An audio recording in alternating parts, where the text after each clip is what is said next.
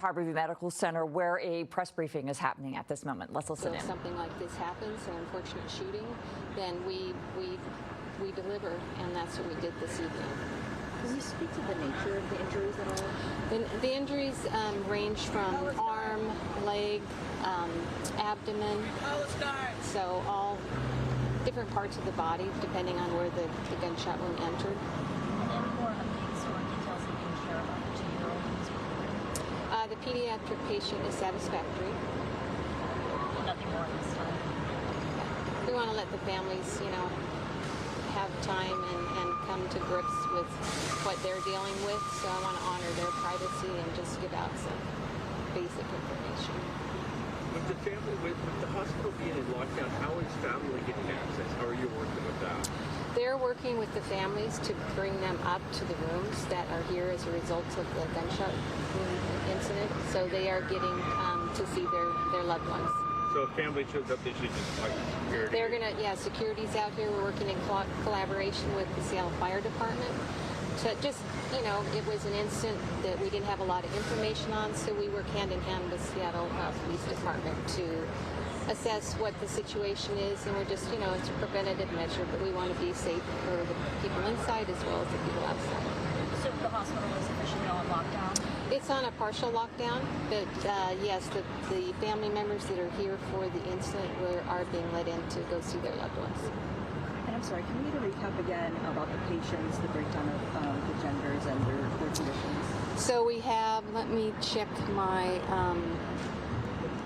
we have a pediatric patient. We have a female who is in surgery. I don't know that age. And the pediatric patient is a male. And then we have another male that's 23 and a 39-year-old female. And they're all satisfactory, besides the one in the OR? Yes. Could you get into any details of why the hospital is on lockdown? Like I said, we work closely with the Seattle Police Department, and I think there was information at the scene that they weren't sure if there was more than one shooter, so they're going to be conservative and want to take the right steps. And so we're following what they suggested, and we're working very closely with them. But for now, you're not expecting any more patients? We're not expecting any more, no. We had heard on scandal that patient was sent to Utah. That's true. I had not heard that. I hadn't heard that one went to our Mont Lake location. No, I hadn't heard that. Susan, can you speak to at all how hospital staff train for these types of things? I think when you work at Harborview, it's what we do from a standpoint of trauma. It's our business. And so you have people that love to work here. And there's certain people in the emergency department that love doing that type of work, and they do get training as students. We're an academic medical center, so we have students in training. So it's just something I find that they really love what they do, and they're very good at it.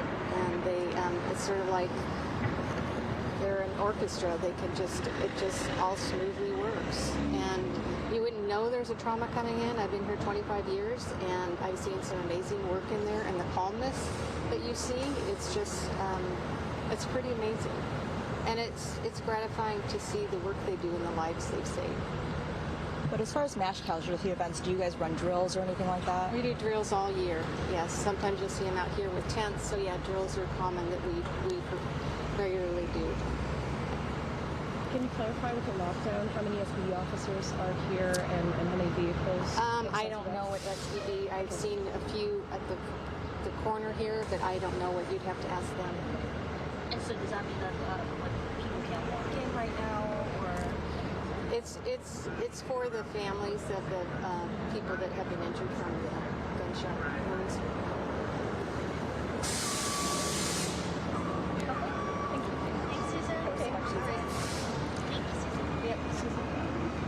We were listening in live. That is Susan Gregg.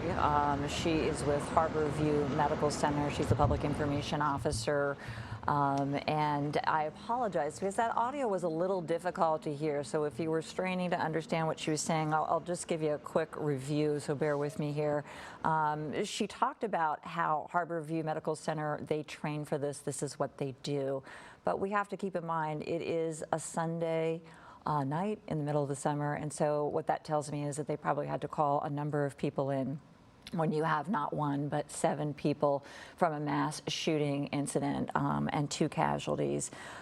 They did say that they are reuniting the victims with their families, that the hospital is on partial lockdown. And one of the things that I thought was telling and interesting that she said is, it's the same thing, they don't know what we don't know, and that is, was there one shooter? Is there potentially more than one? She said, we don't know if there's more than one shooter, so we coordinated with Seattle police, they briefed us, and we went into partial lockdown. Now, there might be something that they do anytime there's a mass shooting, that I'm not clear on.